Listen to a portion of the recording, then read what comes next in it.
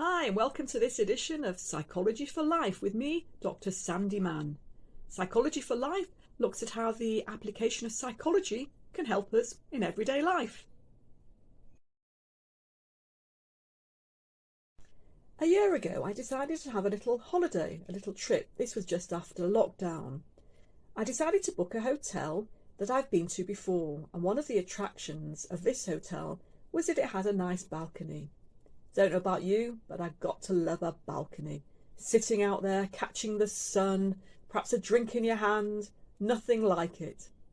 So, booked the hotel with the balcony, got there, arrived, and lo and behold, no balcony.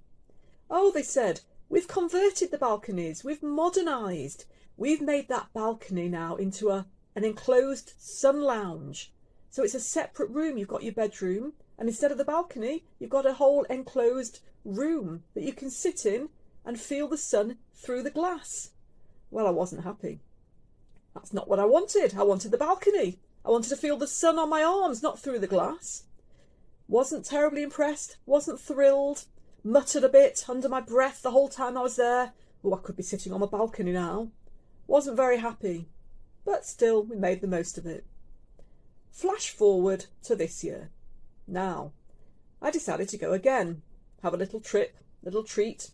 This time I knew there was no balcony, but I thought to myself, do you know what? That sun lounge would be really useful. It could be made up into a separate bedroom.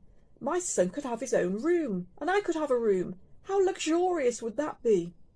So, booked the room, off we went, and this time, what a different experience. This time, I thought the room was fantastic.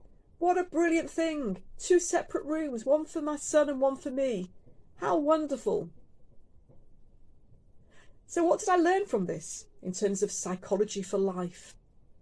Well, I learned that we can see the same things differently depending on our attitude. If you go in with a negative attitude, expectations not met, feeling disappointed, you only focus on the negatives. The first year, I focused on what I'd lost, my lovely balcony. The second year, I focused on what I'd gained, an extra room. The first time I thought it was bad, but the second time I thought it was good. Exactly the same situation. What we learn from this is that this is how we interpret things can change our reality, can change how we see things. We call this cognitive distortions or cognitive biases. In this case, it's where we're focusing on the negatives instead of the positives. Here was I, focusing on what I'd lost, the balcony, instead of what I'd gained, the extra room.